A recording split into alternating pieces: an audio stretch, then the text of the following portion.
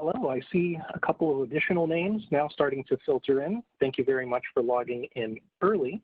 My name is Gerald, and again, I'm here as part of the support staff for this session.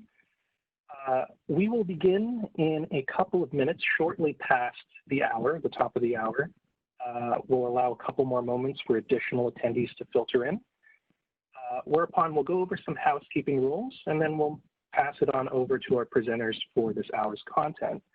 Please note that this session is being recorded, and we will have a copy of the materials available upon request shortly after the session.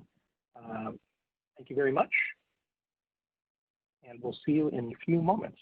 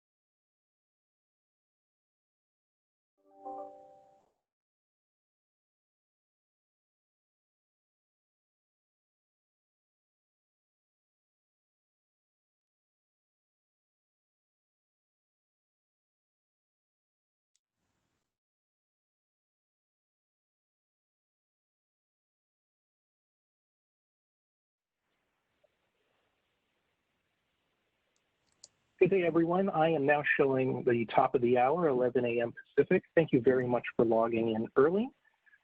My name is Gerald, and I'll be part of the support staff here for this hour. We are going to wait about 2 or 3 minutes for an additional couple of folks to start filtering in, whereupon we'll start with some housekeeping rules, and I'll be turning things on over to our presenters for this hour's content. Thank you very much again for logging in early, and please note that this session is being recorded.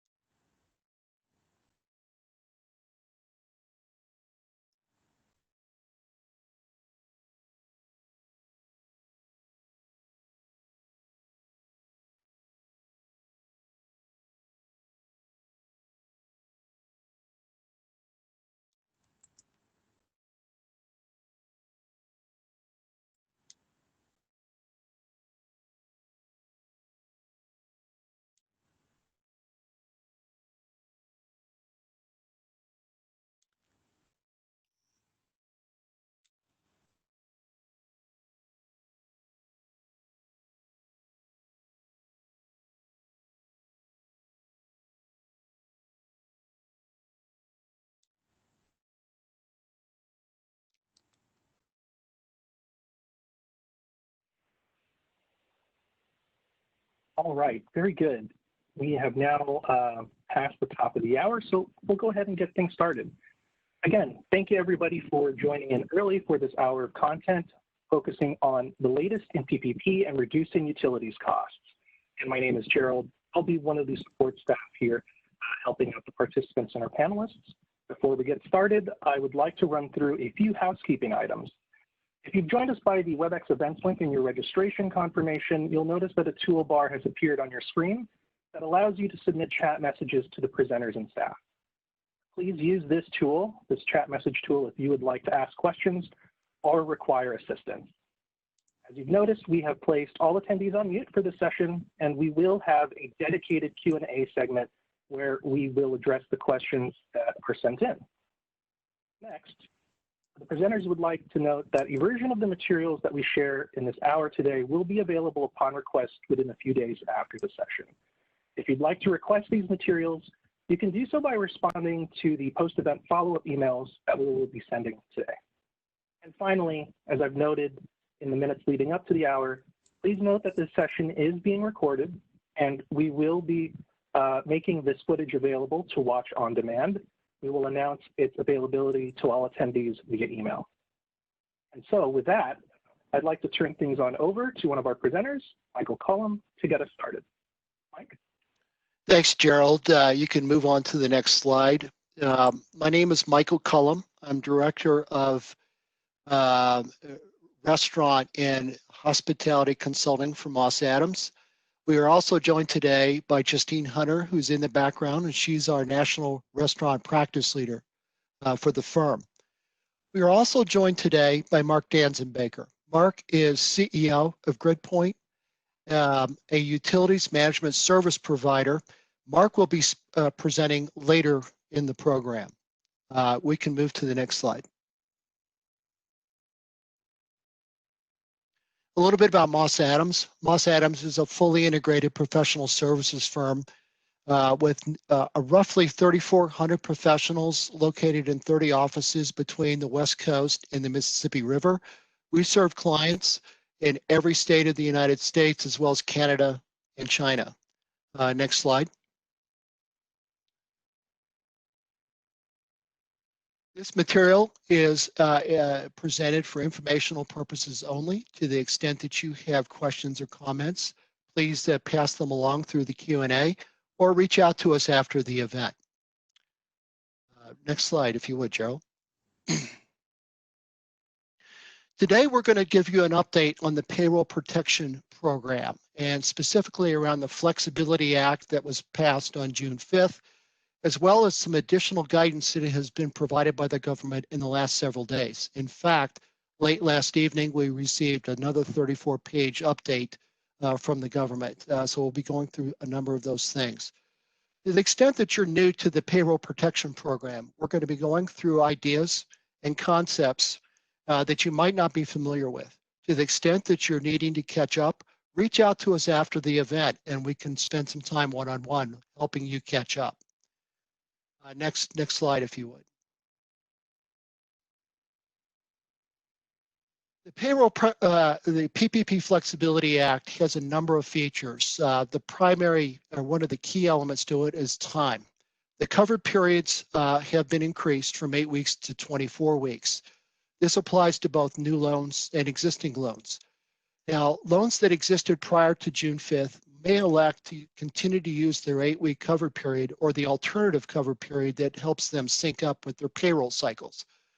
The original drafting of the Flexibility Act, the interpretation of it was that you had to choose between either 8 or 24 weeks for a covered period, but not something in between. In the last several days, Secretary Mnuchin made a comment publicly that indicates that this might be changing and might become more flexible. Also, the Flexibility Act extended the end date for the whole program. It now ends December 31st, whereas before it was June 30th. This allows for you to continue to use existing PPP loan funds for approved purposes after June 30th. However, no new loans are at this point going to be issued after June 30th. Something else that was adjusted as a part of the Flex Act were safe harbors around reduction of headcount and pay rates. To the extent these safe harbors have been extended from June 30th to December 31st. What that means is that now you have 6 more months to build your business, to hire more people back, to return wage rates back to pre-COVID levels, thus, and doing all that while still qualifying for forgiveness of the loan. Next slide.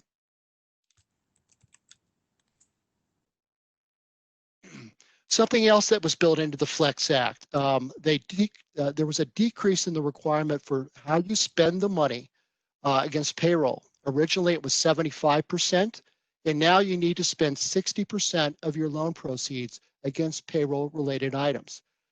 Now, the original drafting of the Flex Act inadvertently created a cliff requirement that said that if you did not spend 60% of your loan proceeds on payroll, you were disqualified from any forgiveness. This was a mistake in the drafting. So I'm paraphrasing the correct treatment in the new rules.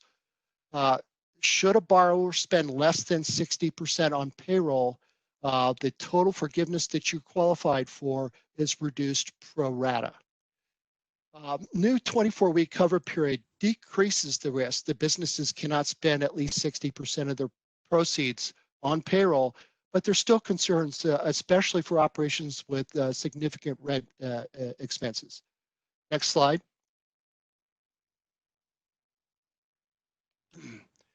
Also in the Flex Act, there were some additions of safe harbors related to employees.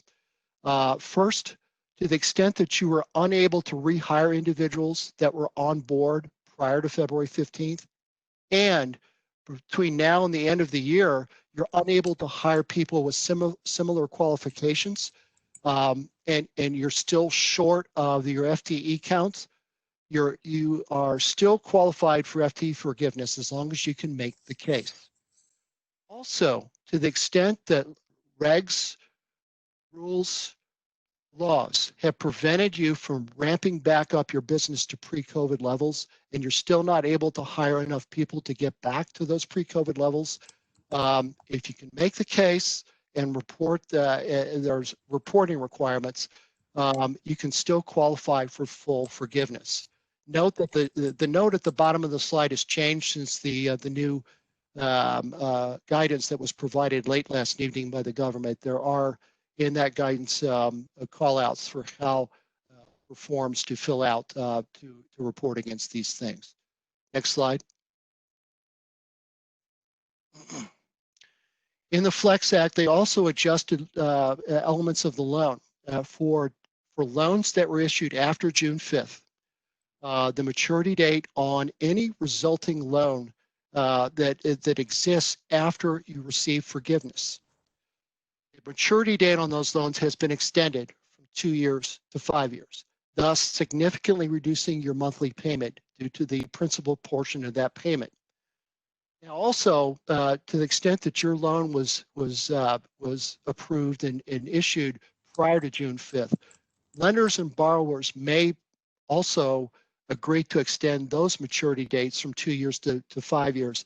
However, both parties have to be on board with that. Something else that changed, the date on which that first payment of principal and interest has changed. Originally, it was either 6 or 7 months from the date of loan funding. Now it is the earlier of either the date the forgiveness decision is passed from the SBA to your lender, to you, or 10 months from the end of the date of the covered period. Next slide. We are working with a number of sources of guidance. I have to say it's a bit of a treasure hunt. We go through many different places where the government has kind of buried these elements of guidance. The SBA website, the Treasury website, press releases, the Federal Register. Under the SBA website, there are places where there are FAQs. There are what I think is Justine Hunter's favorite term, the interim final rules, which is an oxymoron. And in fact, last night, the June 22nd final rules came out for pertaining to loan forgiveness and loan review procedures. Now, something else you should be aware of is that a number of these elements of guidance are buried into loan applications, loan forgiveness applications, and the corresponding instructions. You have to go looking for what you're trying to find. Also, you should know, in the last week, the SBA came out with what they call Loan Forgiveness Application Form EZ. This is for borrowers with a very, I won't say simplified, but straightforward set of situations. And they really don't need multiple pages of data and so forth to fill out. So this makes life a little bit better for those borrowers. If you would move on. This might be the most important slide in my presentation. The rules on the use of loan proceeds has morphed, adjusted, evolved since the day this program was passed. I can tell you, as late as last week, there are a number of borrowers that don't understand what the rules are behind and how they're allowed to use these loan dollars. So with that, I'm going to go through what you can use them for and what you're not supposed to use them for. You can use these loan proceeds for approved payroll costs and for specific non-payroll costs for commitments made prior to February 15th. These non-payroll costs that they cannot exceed 40% of the total loan amount include interest on mortgages, utilities, but only for electricity, gas, water, transportation, telephone, or internet access. And know that the definition of transportation is a bit oblique at this point. We're waiting for additional guidance from the federal government on that one. In addition, you can use it for rent. And this is where you have lease or rental agreements that existed prior to February 15th. Now, you cannot use these loan proceeds for capital spending projects. You cannot use them to build new restaurants. Very important. You cannot use them to restock your inventories or to clean and disinfect your premises. Very important. And to the extent that you break some of these rules, you open yourself up to some issues with the federal government. And it's something that you need to be aware of. Next slide.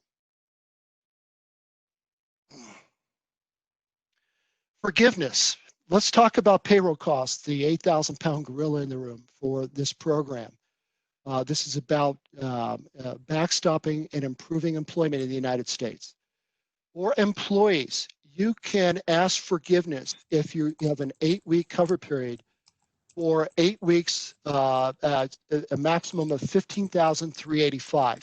And what this number is $100,000 annualized down to 8 weeks. This is the cash component of compensation for these employees. To this, you can add benefit programs, health benefit programs, and 401k programs, and you can ask forgiveness for those as well. To the extent that you're going to have a 24-week cover period, you simply take the $15,385 times 3. Now let's talk about owners or self-employed.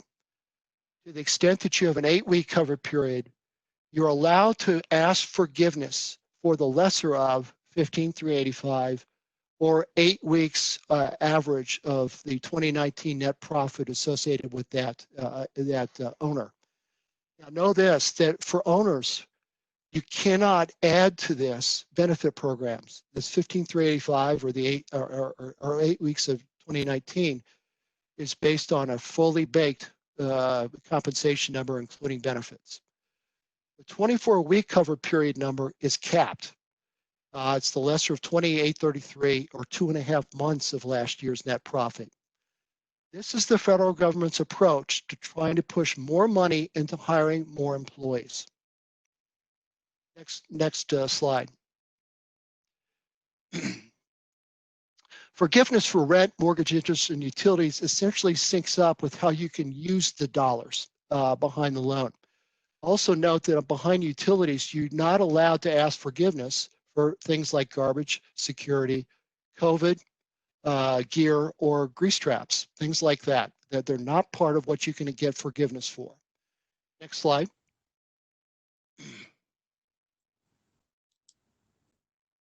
This whole thing is about cash management and survival. It's maximizing sources of cash and reducing out-of-pocket expenses. Now, one item behind the sources of cash I want to point out, the final bullet called tax deferment. The CARES Act provided significant tax benefits and changes to the tax code that can generate significant cash for you. You might have to go back and refile the last year or two, but these are dollars that belong to you. To the extent that you're not aware of these programs, reach out to your tax advisor. If you need help, call Moss Adams. We can help. On the expense side, I want to talk about utilities. Utilities is kind of the last place a lot of operators look for cost savings and cash generation. There are programs out there that in short order can generate significant cash for you. And to talk about that, I would now like to introduce Mark Danzenbaker, CEO of Gridpoint. Gridpoint is an energy management solutions provider that serves a number of very well-known brands in the restaurant and retail space. So with that, Mark Danzenbaker, I virtually hand my microphone over to you.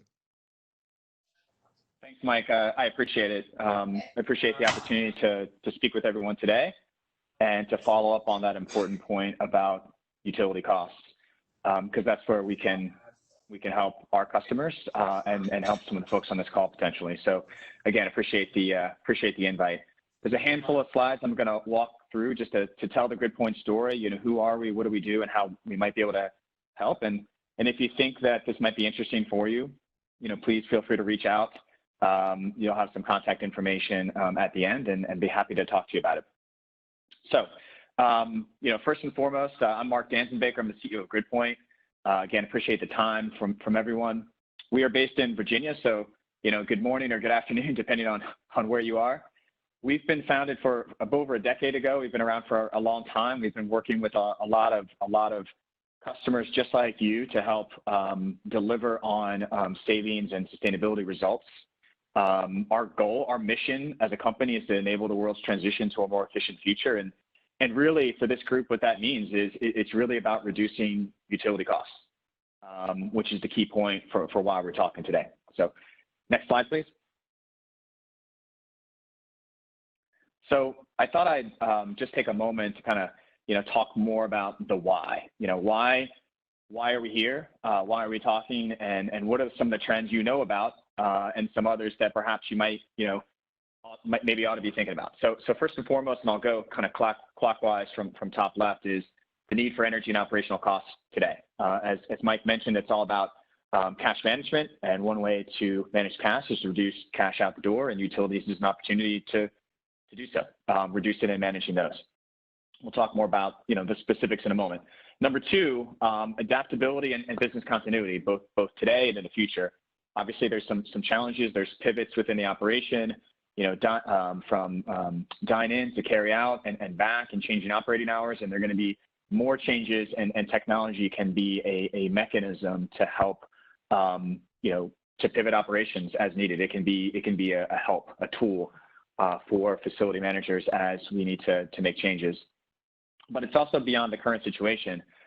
We help our customers quite a bit with business continuity when it comes to weather events, you know, and what sites are up, and that's an important thing, both what challenges you have today as well as what challenges you're going to have in the future.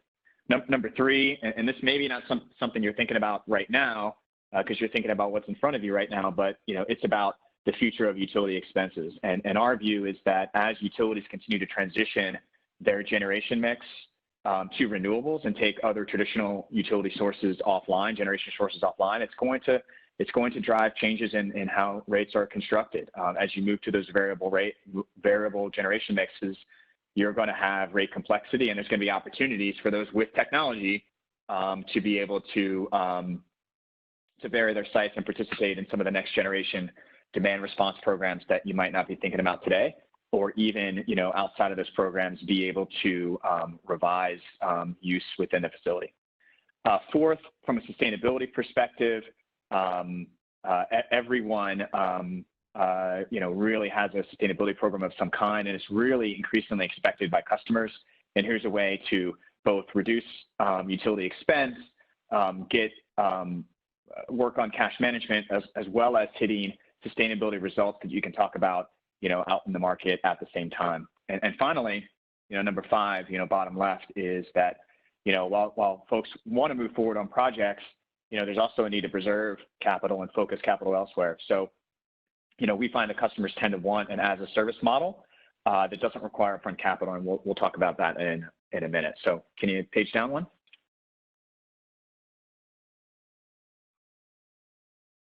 Okay, so let's talk about the solution a bit. There's really four parts to it.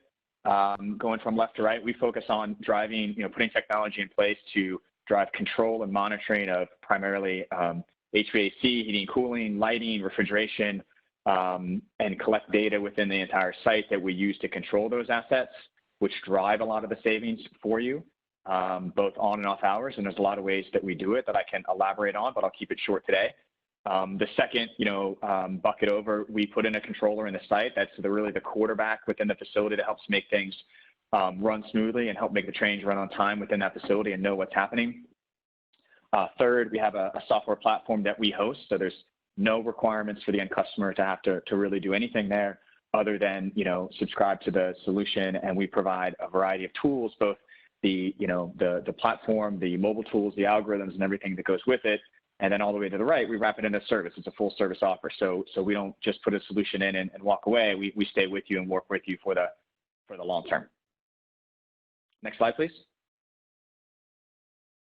So let's talk a bit about the benefits. Going on the left-hand side, the first item is really the first and foremost item that we're talking about today. It's savings you can take to the bank on electrical and natural gas utility costs, which we can reduce by 10 to 30%, and we're able to prove it and manage that and measure it. But there's also other benefits, some softer benefits that focus around managing your buildings better, achieving those sustainability goals, having general cost avoidance for challenges that may come up, and just help you, solve problems that come up or outages that happen more efficiently, which is also about cash management, just unrelated to utilities. So all in all, you get energy and operational cost benefits with the solution, and we do it with a zero down upfront capital model, which I'll talk about in the next slide, please. So how's this work? Basically, what we do is we offer a subscription, an all-in subscription, and we basically bundle everything together. So the installation, the software, the service, the warranty throughout the period, all rolls into a fixed monthly expense that takes control of the facility. Everything comes together, and it's all delivered through a multi-year customer subscription that doesn't require any capital up front. Everything's included. We don't nickel and dime you. We come up with a flat rate, and that's it. And that's what you owe us throughout the period. And you are accreted from day one based on those utility, energy, and operational costs and value that comes with it. Could you go to the next slide, please? All right. So just key point to note here is that we've had success with franchise and other concept customers, both various footprints and sizes, just like you. There's a lot of customers we work with that would be happy to vouch for us and talk about the good work that we've done for them, and happy to connect you with any of them if you have questions. But bottom line, we have a lot of experience with a wide array of customers that are often very similar to those that are on the call today. So that's the key point there. Could you move to the next slide? And what I thought I'd do here is just give a quick example. Just a quick example of how this works. So if you kind of focus on the left-hand side, let's talk about a single restaurant or site who has a particular energy spend. That might be anywhere from $30,000 to $40,000 to $50,000 per site per year on energy or more. Can be higher, can be lower.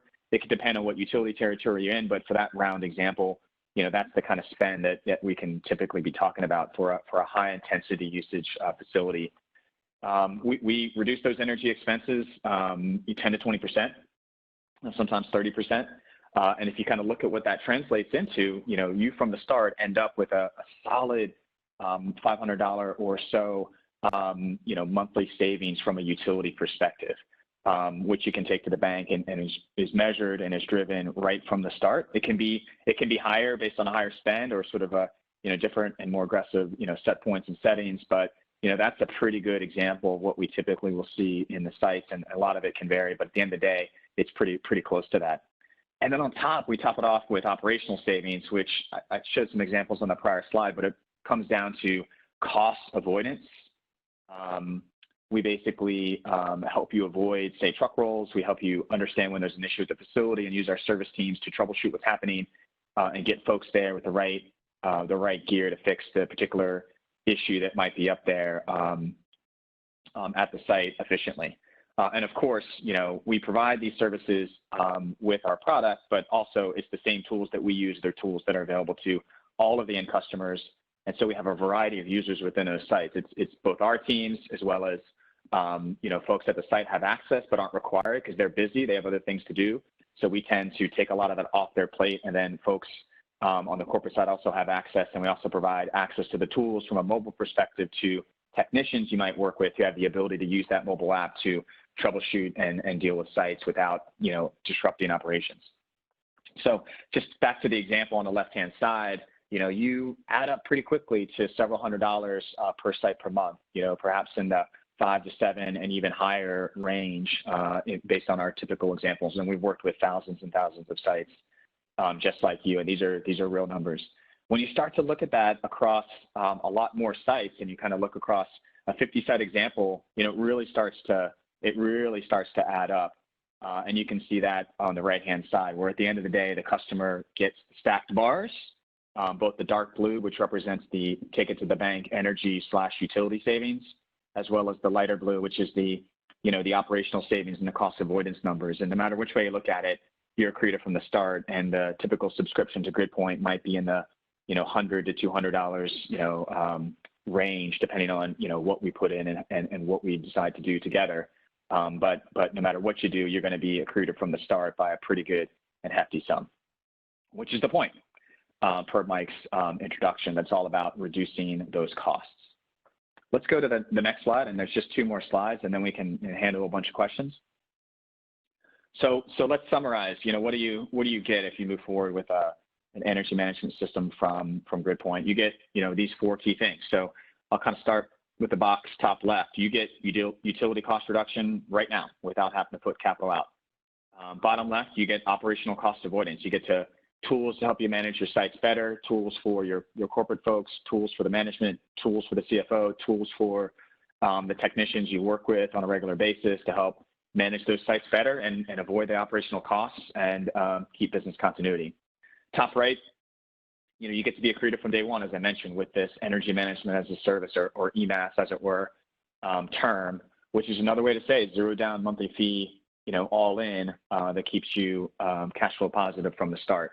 All you have to do is commit to us with a reasonable term.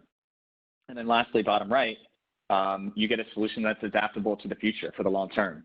We help with our customers today. A lot of our existing customers have been making a lot of changes lately, have needed some help, and we've been able to help them pivot, with the flip of a switch to help them, be responsive to the current, situation and making changes within the site really efficiently so they can focus their time on other items and not, be slow. So last slide, just summarize it with a couple key points, and I think we'll move to a series of questions, which I may see popping up here on the chat. So why Gridpoint? And I would just say a few key points. One is we've got a long-term vision for how we extend the platform with a significant annual investment in product development to help improving the product over time. So what you see is what you get, but it's also what you get over time. And we continue to improve the product and add features and algorithms and behind-the-scenes features that really help you get the most out of your system and leverage the data, because it's all about taking the data, data-driven approach, and driving results. And that's really the second point, is we're really proven with a lot of great customers who are established at scale, and we use that technology that we've fine-tuned over many, many years to help you get great results within your sites and drive a great business case that gets you cash now. We have a wonderful business model, which is really key. We call that the transformational business model. It's EMAS for short, but at the end of the day, it's a zero-down monthly subscription model that makes it easy for you to move forward and use no capital dollars to do so. And then finally, there's breadth of applicability. So we work with a lot of different types of sites, a lot of restaurants, retail, pharmacy, grocery. We even do hospitals, but really most of you might be, interested in knowing that we've done thousands of restaurants just like you, and we'd be happy to work with you on crafting a solution that makes sense if this is appealing to you. And Mike, thanks again for the time. I really appreciate the opportunity to talk about how we can help folks improve cash management with utility cost reduction today. And with that, I will pause, and I know we have some questions that have been popping up, so we'll let our facilitator take those in order. Thanks again for the time. Thank you very much. So, as Mark just mentioned, we will be addressing the questions received in order. The first question that we received was actually through our Q&A tool that was a request for some information. The question boiled down to asking, is the 34-page government guidance that Mike referred to, is it available to the public? Our panel did provide a link to the treasury.gov page where the revisions to the loan forgiveness interim final rules are, and we can provide a link to that in our follow-up emails after the session. So let's move into the questions that we received via the chat tool. And again, these are just going to be posed in the order received. So our first question here, I believe it's for Mike. What are allowable payroll costs? Are tips included? And what about costs to process payroll? Sure, this is Mike. Allowable payroll costs, these are costs that you could submit for forgiveness, and you can spend loan dollars against these line items and not break any rules. So allowable payroll expenses for employees are cash pay, including salaries, wages, as well as tips. There was a specific question about tips. Tips would be included in this. For the typical employee, there's a cap on the amount based on $100,000 annualized. And that comes back to that $15,000 number. That's a maximum if you're an 8-week cover period group. If you are working with 24-week cover period, then you take that 15,000 and change, multiply it by 3, and that's the maximum per employee that you can ask for forgiveness for. In addition to that, for the typical employee, you can add to that health benefit costs as well as retirement benefit costs. Those are all falling under the guise of what is allowable and forgivable. Very good. Our next question reads, can interest on leases for equipment be part of interest calculations? Yes. Now, I'm going to adjust the question a little bit. Is it usable and forgivable? And the answer is yes. The interest for personal or real property is includable under interest as long as there was a lease agreement in place as of February 15th. And that is part of these non-payroll costs that together cannot represent more than 40% of the total loan taken under the PPP program. Very good. And we have, let's see, the next question here. If we are not allowed to fully operate by December 31st, for example, 100% capacity, what happens from a forgiveness perspective? And this comes in under, this is Mike again, this comes in under the new guidance that came out last night. There is a safe harbor to the extent that rules, regulations, and so forth prevented you from getting back up to speed and reaching a business trajectory that you had pre-COVID. And you can fill out the forms that are identified in this guidance last night. And you should be able to receive full forgiveness for even if you're not able to staff up to where you were pre-COVID. So hopefully I've answered that question in a way that is understandable. It's not a very clear issue to try to resolve. Thank you, Mike. I believe our next question is for Mark. What do you mean by a controller? Are you referring to the position or a piece of equipment? Great. And Gerald, thanks a lot. I can see a couple of these, so I can kind of rattle off answers to kind of the next handful here all at once because they interrelate. So certainly. Thanks for the question. So by controller, we didn't mean the financial controller, although that is obviously a very important stakeholder, business stakeholder, because it's all about reducing expenses. What I meant by controller in this context is that we put equipment in the site. We put a controller in. We can provide some specs on what that looks like, but it might be sort of mini iPad mini size within the facility. And there's various ways we can install that, but that basically becomes the quarterback on site, and it connects in either in a wired or wireless fashion to different equipment in site to help run that equipment efficiently. Which is kind of one of the next questions, which is, how does that actually drive reduction in utilities? And there's a variety of things that we do. We focus on some key assets for what we call direct energy savings. And typically that's HVAC and lighting. So we don't replace the HVAC or the lighting, but we take control of it to make sure that it's run efficiently, that it turns off when it should. We set standard set points and schedules. And then we have a variety of algorithms that work behind the scenes, and we call them the silent drivers of savings, that work in concert across all the units and zones within a site based on data that's presented to quietly and without disruption manage the site to reduce the energy spend when possible without sacrificing comfort. And that's how those work. So we control HVAC, we control lighting, we make sure they're on and off at the right time. There's always going to be some low-hanging fruit, but then over time, it's about how do you manage those really tightly over time using the data to drive reductions. We will also connect in and monitor other equipment within the facility. So we will tie into hoods, freezers, coolers. We'll do door sensors. We'll do CO2 sensors. There's all kinds of things. We even do smart dishwashers. There's a variety of other assets we'll connect into to integrate in various ways to collect rich data at the site. And all of those help us, understand what's happening at the site and drive both energy reduction costs as well as knowledge about what's happening, which helps, when you have a problem, seeing the data and knowing what's happening really helps you report and reduce, as well as have knowledge of how the site is performing. And then I'll go ahead and tick off a couple of these other, Gerald, just to make it efficient and for the sake of time.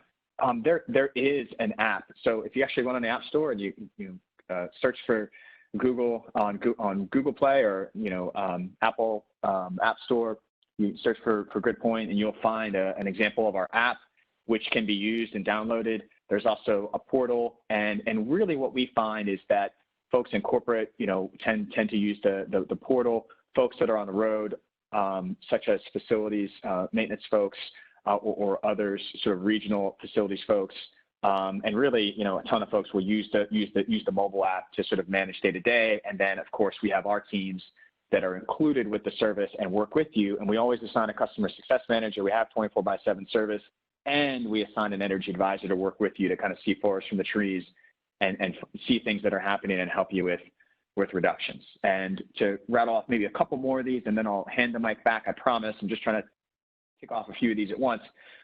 There are a number of really key customers we've worked with. You see some of those logos on the slide before. Burger King franchise operators, Wendy's franchise operators. We work closely with Chipotle.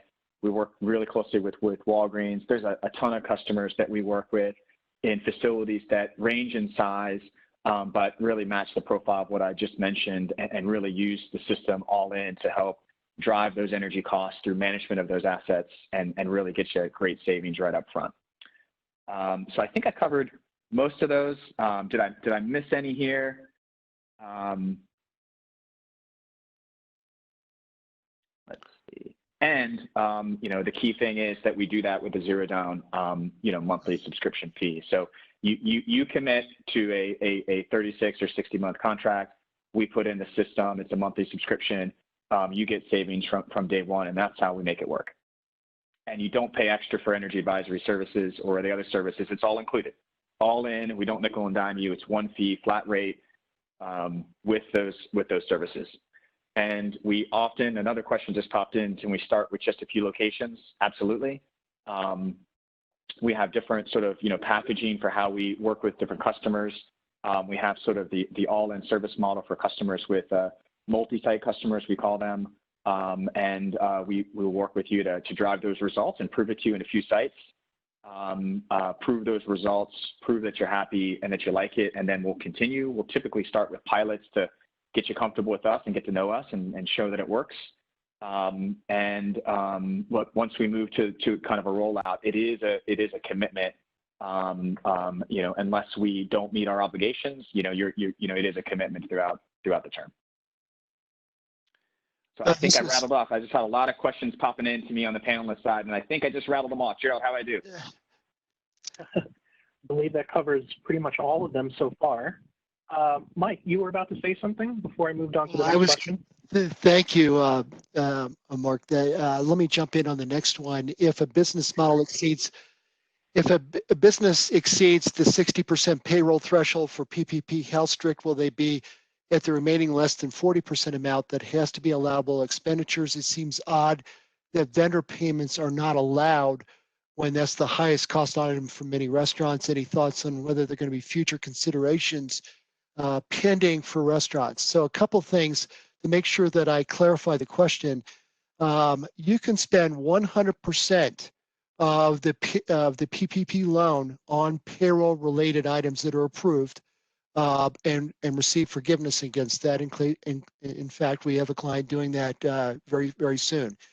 Now, to the extent that the 60%, if you fall below that because you want to spend more money on these other items, the fact is that the rule states that if you fall below 60%, the total for payroll, the total amount that's forgivable is reduced pro rata, and it's based right off of the payroll spending.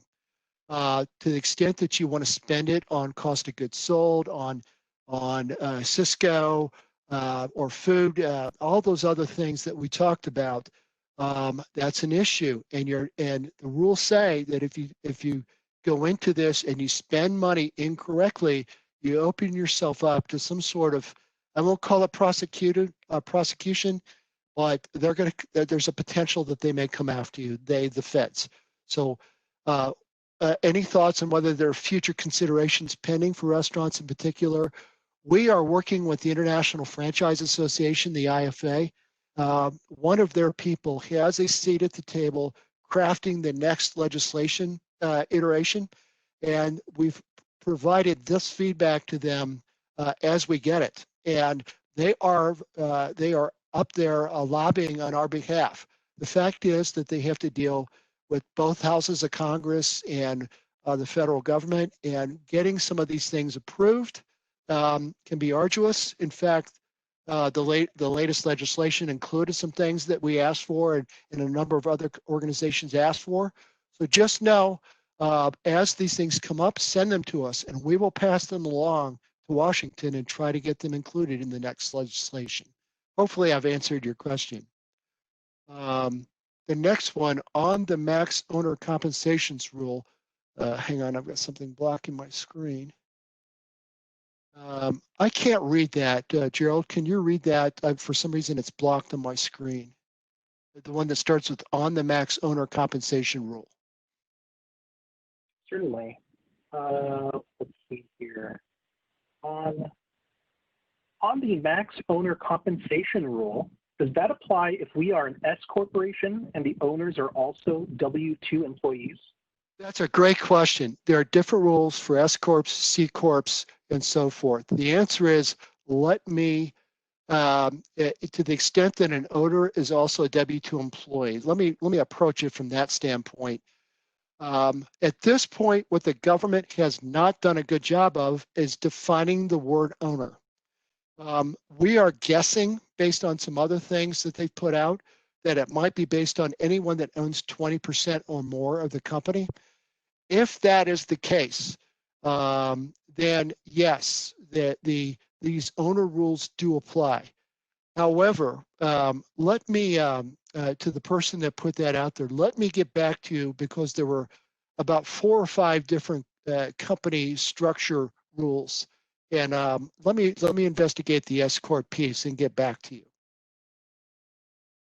The next one is interest on lines of credit allowed. The answer is no, based on the rules that we have in hand. The interest is on assets, real and personal, not on lines of credit or financing elements. That's according to the regs. Next one, Mark, did you answer the one, do you connect to large equipment? Did you answer that question? Yeah. Okay. I think we did. There's a variety of equipment we'll connect in on. I think there's maybe one, at the bottom that I haven't covered yet, but I'll let you kind of cover some of the other ones, and then I can maybe close up with any other ones on the Gridpoint side. Terrific. The next one is your company providing service to help complete the forgiveness application? If so, what is your fee to do this? The answer is yes, we are doing that for a number of organizations, restaurants, retail, franchising, franchisors, franchisees, as well as other industries outside of, kind of the basis for this call. So it really depends on your needs. We would be happy to talk about it, but the answer is yes. Part of that process includes a calculation, a very detailed calculation. We have Spike Welton on the call, who has built what is a terrific model to help us do that very efficiently. So if it's okay, we can reach out to you and answer your question and have a conversation. We have employees using Family First emergency sick leave. Hang on one second, I'm having issues seeing this. The question is, we have employees that used Family First emergency sick leave during one of the reference periods for FTE calculations. I know we have to exclude the dollars for PPP, but what about hours associated with those sick leaves? That is a great question, and I would assume that we should omit those hours, but for calculation purposes, and Spike, I don't know if he's able to jump onto this call. Gerald, I don't know if you can connect Spike. My impression is, have you seen where we need to omit the hours associated with the sick leave when doing the FTE calculations? Under the current guidance, I would say the FTEs are included, but okay. The question is correct. The dollars are excluded. Okay, very good. Thank you for that. Are you connected into a NO cost to us? I'm not sure that I understand that question. Yeah, I think, Mike, that might be one for Gridpoint, so I can try and take that one quick if you want. So I think just to clarify, so when we said that we're a zero down subscription model, that means that there's zero upfront capital costs to work with us to say install the system and the equipment. But there is a commitment to a monthly fee, and the idea is that the monthly fee to us is far less than the energy and operational savings that you get. So there is a cost to you, but the benefits we yield and can be measured far exceed that cost. So hopefully that tackles that. And maybe I'll just briefly cover a couple of these other ones here that came in, and then I'll turn it back to you, Mike. So one is about, can you describe briefly what you would do in, say, the first 30 days of a project? So, the first thing I'd say is that we have a very organized pilot and customer success onboarding program. There's detail behind it, but the short version is that we will work with you to set goals, understand your goals, finalize the solution that's important to you, how much you want us to control and monitor, or how light touch we want to be. And then, often we will pilot with the customer, we'll set some criteria, then we'll use the pilot to prove it to you, and then, move forward, assuming we hit the criteria to kind of move forward on a broader discussion. Typically, an install is about a day. It can take longer if there's, some more extensive requirements, but typically it's a day. And as far as timing, we're currently installing about 30 to 60 days out, depending on kind of the situation. But we work with our customers who have urgent needs and work through those as necessary. So we could have a conversation about timing for those that have those kind of questions. So I think that covers the rest of them that I've seen for me. And I'll give the virtual mic back to you, Mike, because I think there's a couple. Okay. Terrific. The next question, our 8 weeks are almost up for our PPP spending timeline. When do you think we'll know about whether we can pick a timeline between 8 and 24 weeks? How soon after the time period ends do we have to apply for forgiveness? That's a great question. I think a couple of questions in there. the answer, trying to guess when they're going to come out with additional guidance on whether they're going to, you can pick a timeline between 8 and 24 weeks is up in the air. We're depending on the Treasury Department, the SBA. I have a feeling that when if they come out with flexibility on this, they're going to also include your lender as part of that discussion and whether the lender wants to participate in that. Lenders have some pull on a loan by loan basis on what can be adjusted. So the answer is I don't know. How soon after the time period do we have to apply for forgiveness? The answer is, that's a great question, and it's not popping into my head. Spike, you know the answer to that right offhand. Forgive me, I should know the answer, and I don't have it in my head. I think that one's a moving target as well, Mike, because of the change to 24 weeks. I would concur. Something else you should be aware of is that once you apply for forgiveness, the bank has 60 days to respond and say, we agree with these calculations or we don't. And then they send them off to the SBA and they have another 90 days to respond. So in maximum, once you submit your application, there are 5 months before that you could have to sit on your hands and wait for the government to weigh in and say, yes, we agree, or no, we don't agree, and here's how much you get in forgiveness. And it does not appear that you can get, that if they turn you down for forgiveness, that you can go back and challenge their findings, at least based on the regs we see today. So stay tuned on that as well.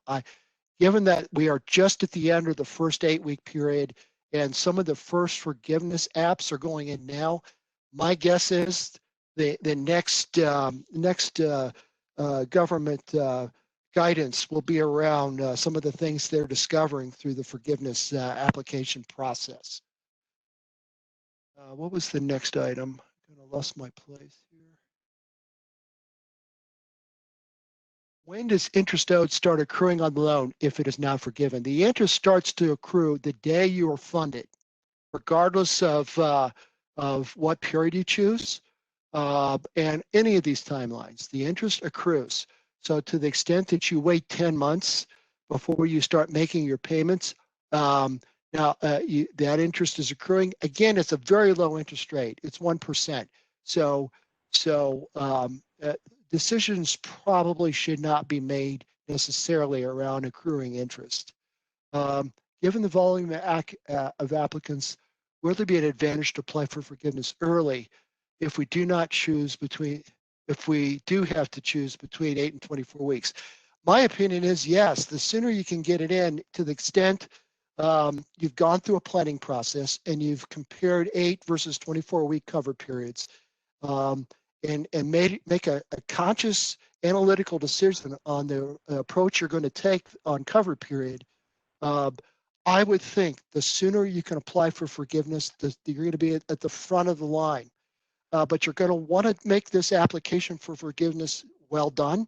You're going to want to provide all the data they're looking for, fill in all the documents well, because to the extent you're at the front of the line for forgiveness, you're also at the front of the line potentially for audit. And so just make sure that you do a very good job up front of thinking through it and applying for it.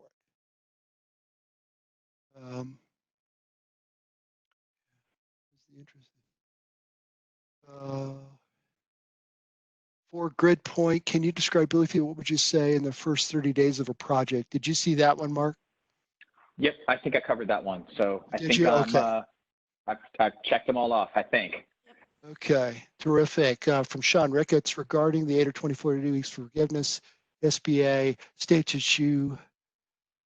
Maturity date. I think that's maturity date of the loan. Of the loan. Okay, including before the end of, if the borrower has used the loan proceeds. I'm not quite sure I understand it's a comment. Okay, forgive me. States that the maturity date of the loan, including the borrower has used the loan proceeds. Forgive me, I'm having a hard time reading this. I should go to Melanie for now. Yeah. Are lease operating expenses or CAMs charged to us by the landlord considered forgivable under the rent category? That's a great question, and we've had conversation about it. There's not clear guidance on CAM. However, most CAM charges are called for in your rent agreement with your landlord. So our opinion is, unless there's a separate agreement or some sort of separate call out for CAM charges, and for those on the call, CAMs are central area maintenance charges. If you're in a strip center, you're paying for the lights, the striping of the parking spaces and so forth. We believe CAM is part of rent as long as it's part of the same agreement. That's our best guess without further guidance on that. 10 months per, I think Corinne may have answered the question, 10 months per last night's rules to Sean Ricketts' question. So the question is, if you don't file for forgiveness, at the end of 10 months from the covered period, you need to be jumping on making payments or filing for forgiveness. If you miss that window, based on what I read in the documents from last night, I believe you've forgiven or you've foregone your ability to be forgiven on some of the loan. That was my interpretation of the rules. Maybe that I hopefully answered your question. And thanks, Corinne, for that. On the transportation expenses, are car lease payments a forgivable expense? We believe so. However, as I mentioned during the presentation, the definition of transportation expense is not clear, and we're looking for more guidance from the government. That seems to be my go-to response in some of these questions, but it's a fact. Are lease operating expenses or CAMs charged to us by the landlord considered forgivable? Yeah, we talked about that. What are the main qualifiers for using the EZ form? That's a great question. I don't know right offhand the answer to that. Let me ask Spike if he's still on. Have you had a chance to review the EZ form, and what was your impression for an answer on the EZ question? Yeah, the main qualifications are you had no salary reductions or FTE reductions. That's just a broad answer, yeah. Yeah. I think for restaurants, for restaurants, if you are, the second part of it is if you're unable to open up 100% and you didn't reduce rent or didn't reduce payroll by more than 25%, then you can still qualify. So there's that caveat at the end. Right. I can tell you from a calculation standpoint, the most complex part of the process are for operators that had to reduce significantly headcount and wages, and you have to go person by person and justify the fact that you're asking for forgiveness. And that's a key part of the model that Spike has built to support that activity. Well, thank you very much, everyone. Yeah. Yes, Mike, did you have a closing statement? No, I just was going to say, the same thing that you just said. That was the last question we have. Hey, terrific questions from everybody. We have a couple of follow-ups that we need to make to the extent that you have further questions. Our contact information is on your screen. Reach out to us. And I want to thank Mark Danzenbaker and his team from Gridpoint. A terrific presentation and great information. Thanks to everybody on the Moss Adams team that supported this, especially Gerald. Thank you for all your hard work in making this happen. Thank you, Mike. Thank you, Mark. And yes, as people begin to filter out, now that we've reached the end of our hour together, please note that if you do have any questions, as was pointed out, contact information for both of our presenters and our national practice leader for restaurants is up on the screen. There will also be a follow-up email sent after the session that you can reply to if you'd like to request the materials presented today. They are going to be available upon request. Further, we do have the session recorded, and when availability of the on-demand video is known, we'll be announcing that to the attendees today. Please, for more information, feel free to visit our websites, gridpoint.com and also mossadams.com. When you land on mossadams.com, we also have a link that will send you directly to our COVID-19 implications page that allows for visitors to see the latest in our industry analysis and strategies to help you get through this very much unique time in our history. And with that, we will be closing the session. Thank you again for your attendance, and we hope to see you again at a future event. Thank you, everyone.